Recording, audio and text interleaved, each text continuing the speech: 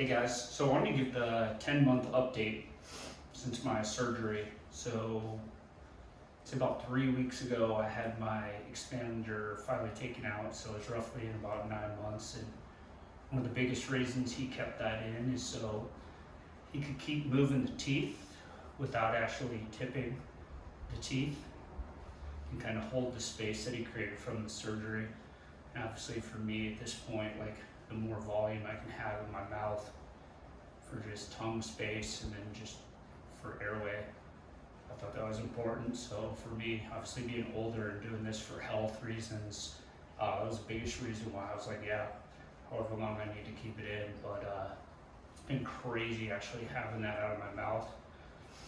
It's kind of like having a cast basically in your mouth for like 9 months, and then kind of just having such a small airway before, and then actually then having your airway like come to full size and never having really ever had access to a big normal size palate for your tongue. It's definitely interesting. I think the biggest thing for me now is like focusing on like teaching the basically back third of my tongue to stay up to the roof of my mouth. And I think because I was a mouth breather my whole life and my head came forward, it's kind of really hard for me to get that pressure to allow me to kind of maximize my ability to breathe through the nose and also keep my tongue out of the back of my throat when I'm sleeping. But I'm about 5 months in doing myofunctional therapy, and that's also been like a really big help. Just kind of having done a lot of stuff prior to getting the expander out, and then now that I actually have it out and can actually get my tongue to move from the mouth because there's not a big piece of metal there, it's been really good. I can feel stuff in my neck and all kinds of stuff like stretching out, which has been pretty interesting.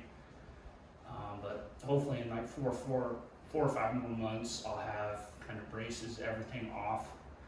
I'm going to start working with a craniosacral therapist just to kind of work on just the muscles in my jaw from having like a crossbite my whole life. And that's something they're also really working on. The last 3 weeks has really been opening the right side of my jaw. You know, often when they do surgery, they cut either one side of the palate or the other is kind of tethered and the other half is kind of just hanging there. So for me, now that everything is kind of basically solidified from a bone standpoint, they can actually go after the right side and kind of open it to match how much my left side opened. It's been interesting because I can just feel like just teeth and braces up against this side of my mouth, and I can just feel how as that opens, I'm able to open my jaw wider because I have access to kind of opening well on both sides of the jaw. So for me, I keep feeling like a lot of stretch in my joint on the right side, but it's been really good, and I'll keep you guys posted. You know, obviously from the breathing standpoint, like game changer, probably the best thing I ever did in my life for a health perspective. So I'll continue to definitely stand behind that. And then as far as like the eating and everything, you just kind of get used to it.